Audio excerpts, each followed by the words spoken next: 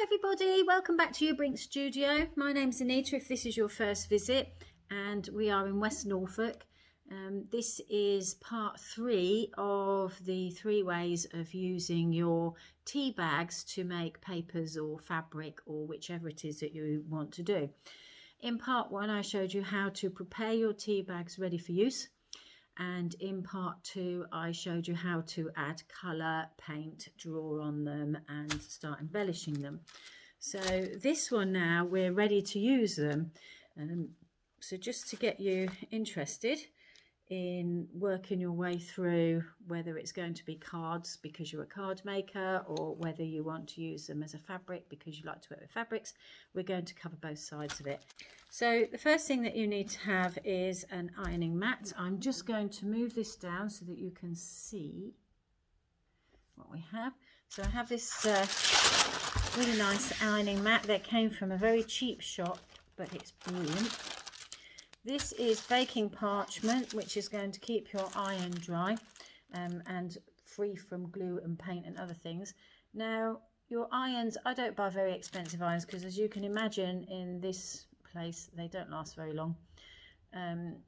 But I do have an iron that I have for fabric, and I have an iron that I have for this sort of thing. With a view to cleaning them, I can tell you that one of the best ways of cleaning them is using paracetamol. You have your iron on hot, and where it needs to be cleaned, you using a pair of pliers or tweezers or something, just rub it up and down, or if you've got some gloves to protect your hands, and the heat will help it all come off, so it keeps your iron clean. But I wouldn't do that on an iron that I'm ironing fabric for use in any shape, way or form. So getting to it, if you remember, we coloured some tea bags last time. We had a penny farthing, we drew into them, we added some colour to them in different ways. So some are subtle, some very bright. And I'm just going to show you briefly how to use them. So if you wanted to do your own embellishments by using stamps, and these can be coloured, you just need to use some bond web, as we call it. Visor-Fix is another way. So this is a huge box of it, as you can see. If I turn it that way, you can see what I'm talking about. Okay, you can buy it in small packs, you don't have to buy big boxes, but as you can appreciate, we get through quite a bit of it. So one side of it is rough, that's the glue, and the other side is paper which you peel off, so that's like a backing. And what we are going to do to start with is have a piece big enough for our embellishment here. Just your paper scissors are all you need, and decide which side of your embellishment you're going to put your glue on. So this is the back, that's glue side down, paper side up. Sandwich it in between 2 pieces of baking parchment and just lay your iron on, because all you want is for the glue to melt and stick to the item that you're going to be working with. Give it a moment to dry. Don't touch it if it's too hot. So be very aware that we are working with hot items here. Okay. And then you just need to peel your paper off. Now, one of the easiest ways to do it is to score it.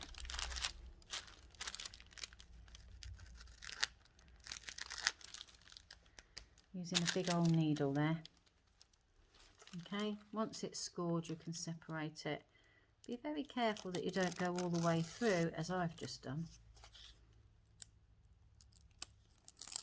Because all we want is to get that backing paper off.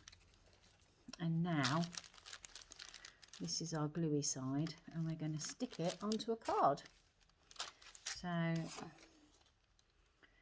I've just got a basic cardstock here, it's nothing exciting, and I'm just going to pop that right there.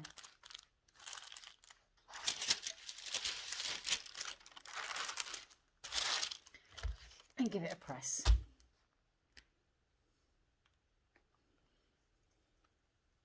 So again, we're just waiting for the glue to melt and it will stick to the card. Also sticks to fabric and paper, whichever you want. So there you have it. I think I've got this too low, so excuse me. I'll just bring that up a little bit, and there you are.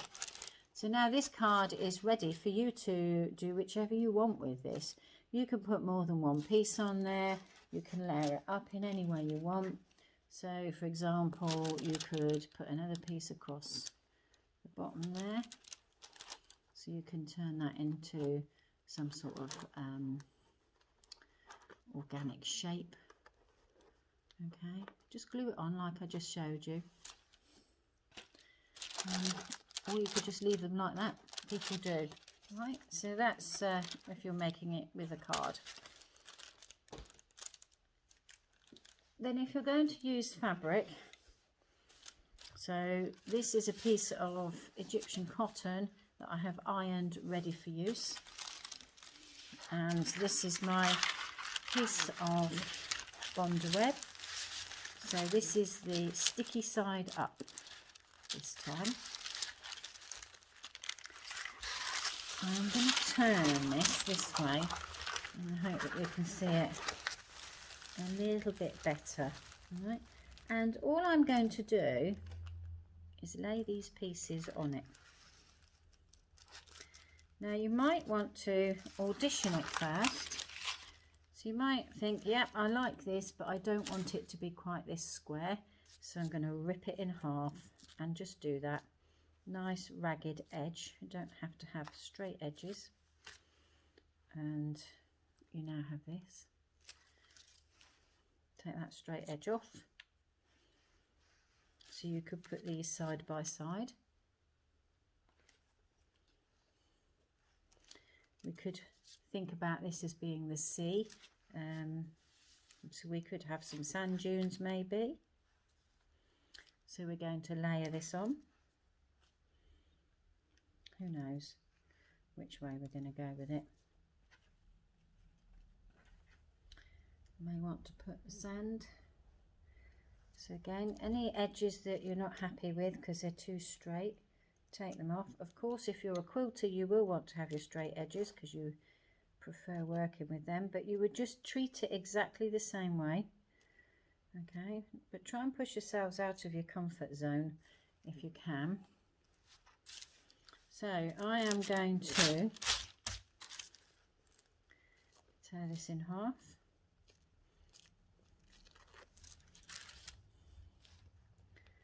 This one I'm tearing around the shape that's on there.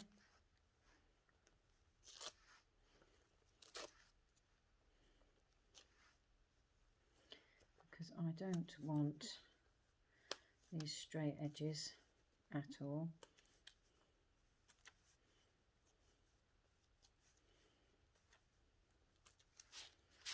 Okay. To get my piece of Bondaweb, and I'm going to cut this down to a smaller piece because it's quite a big piece to work with when I'm trying to show you what to do. Makes it a little bit more difficult. Okay, so here's my Bondaweb, and I have got it glue side up, and I am now going to lay these pieces on in a way that I think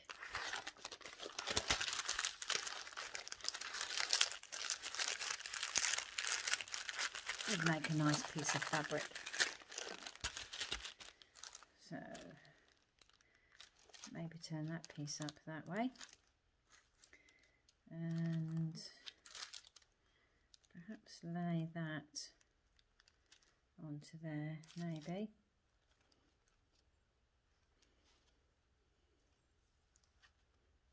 In fact, I'm not. I'm going to take that piece out there like that.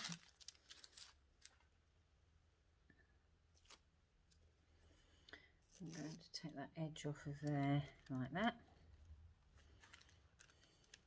Okay. They don't have to all be flat. You can put them however you want, because at the end of the day, this is your piece. The work is yours to do as you wish. Turn them round however you want them.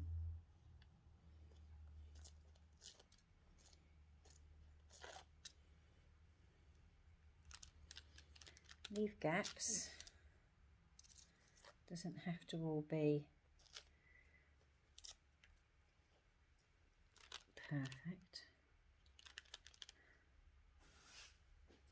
And I'll show you why in a moment.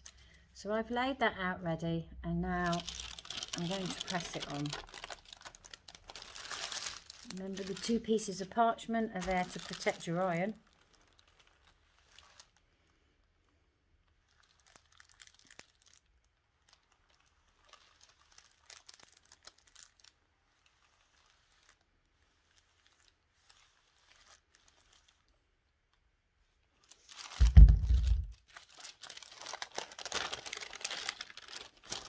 I want to wait a few moments for that to cool down.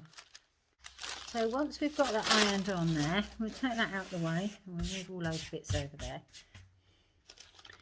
And we're now going to sew into this, and I want to do that without the backing paper on. Okay, so I'm going to remove it.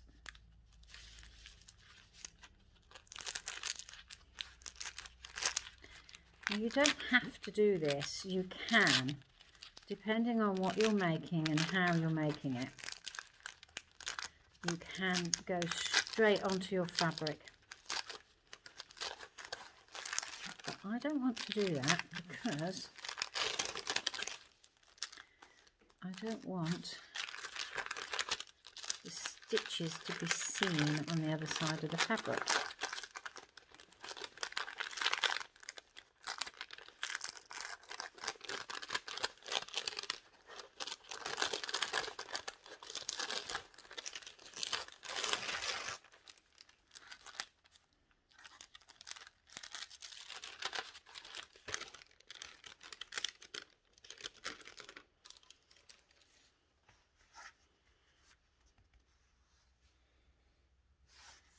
There we have it. Ready for embellishing. So the first thing that we'll do is add a French knot or 2.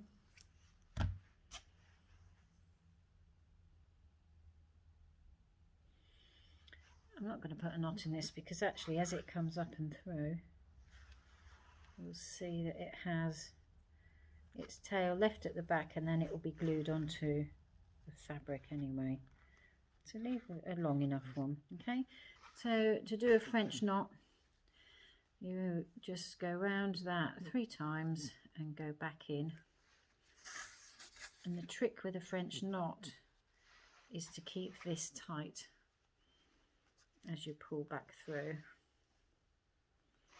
Okay, so you could do quite a few of those if you want. You'll see that is now turning into a bush.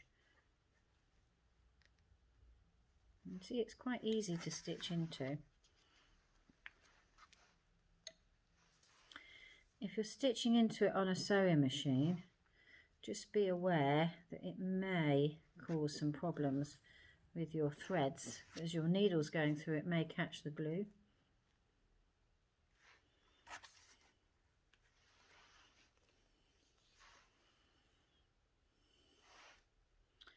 And what I'm doing is following a line here.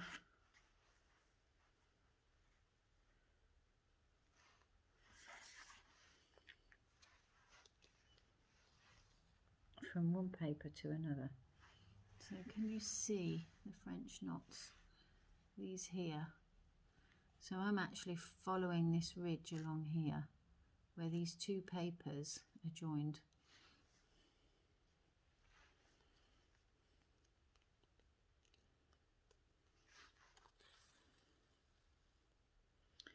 You don't want to pull them too tight, because what you don't want is to make big holes in the paper. As you begin working, you'll see that you can work quite close to each other without causing any damage.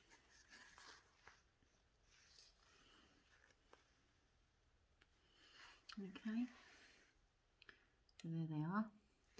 Now I'm going to leave this at the back with that tail, because like I said earlier, that will just get glued. Okay, and then I've got a variegated thread here, which is this stuff. I really like using these. They can go through a machine and you can hand stitch them. Brilliant, as far as I'm concerned. So I might just do, I don't know, some line on here maybe.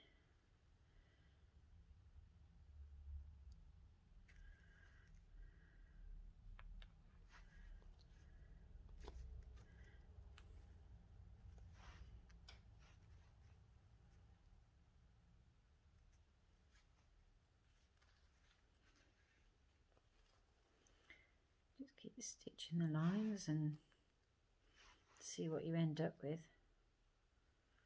It doesn't have to be anything fanciful. They can be long, they can be short, they can cross over.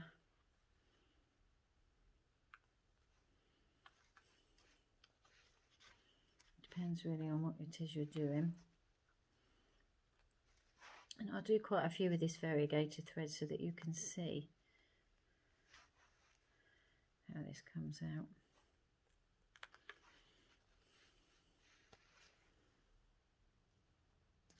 Saves you having to keep changing your threads, which is something I rather like.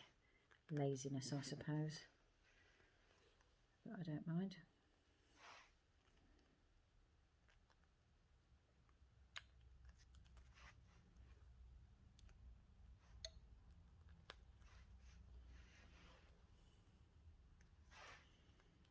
So I'm just going over and over,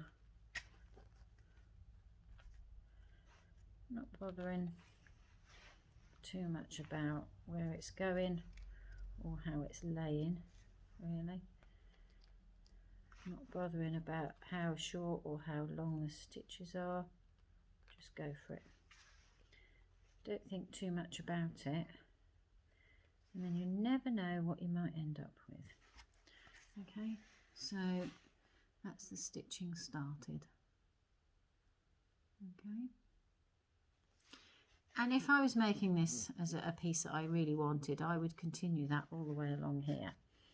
But right now I'm just going to do a few more stitches, and then I'm going to add some beads in amongst this, because again, it's all about the embellishing, and we never know what we might end up with. Might even end up with a piece I really like, who knows.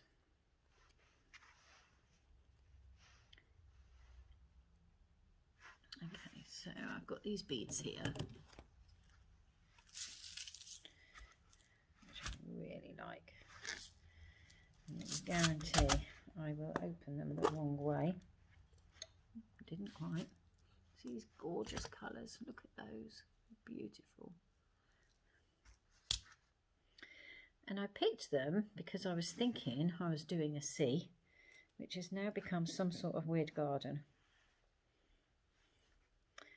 When it comes to beading, I like to sew each individual bead on. I'm a bit weird about that, I suppose. People say to me, why don't you put 2 or 3 beads onto your needle at once? Well, I don't like to.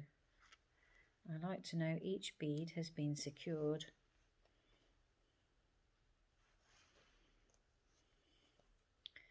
I'm not following any particular design here. Just pick up the bead with the needle, sling it in. And there's nothing to say that all the beads have to be the same size. So we could pick up a nice big fat one there, put that on. Maybe that colour.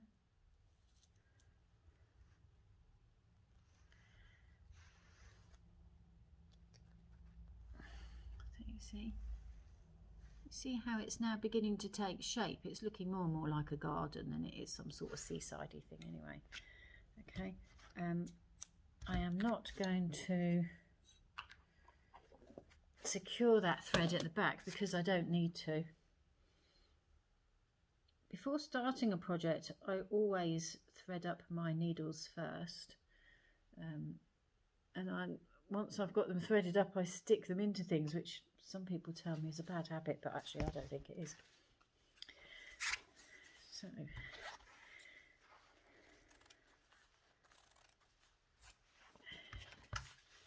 this is my cotton, which I have just managed to get glue on because it was on the iron, so I'll just turn it the other way. I'm not too bothered at this moment because obviously I'm going to be gluing onto it anyway. So I'm just going to make sure that any threads are stuck underneath.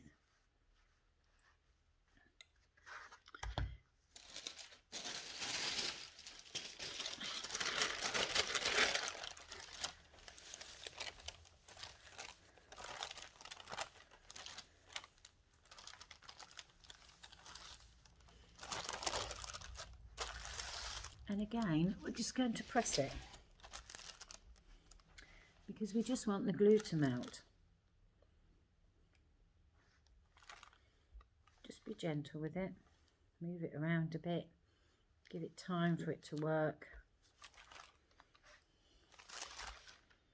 Remember, you have got beads there as well, so don't use beads that you think are going to melt under this. In other words, don't leave it on too long either.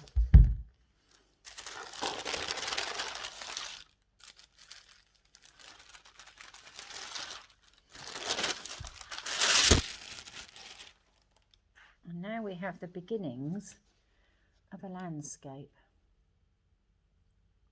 And you might be saying to yourself, there's a big white piece in the middle, which is this bit along here, which is glue. And you're right, it is glue, but you can paint into that. So if we get the Inktense,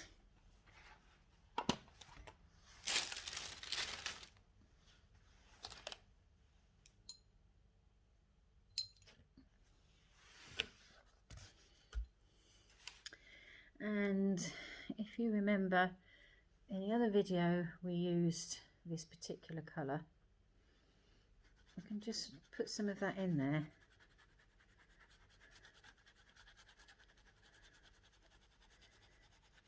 You can see the glue. You see the glue? Just go over it with the water. Encourage it to move around.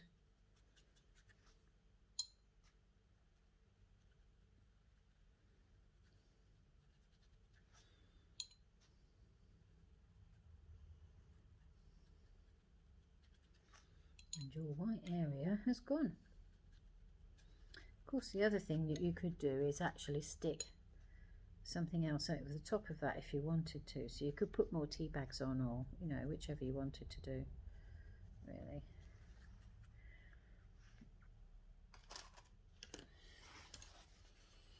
The white area now has gone. So this is what you're looking for. If you're going to be stitching into it, you can stitch into it either on the fabric, or you can stitch into it before you put it on the fabric. And I'm just gonna, sorry about the wavy camera bit.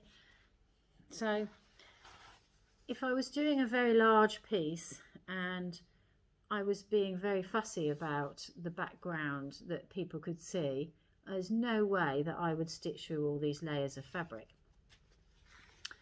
But if I just wanted to machine this, I would have it on the fabric and I would be moving it around and machine stitch it as I go.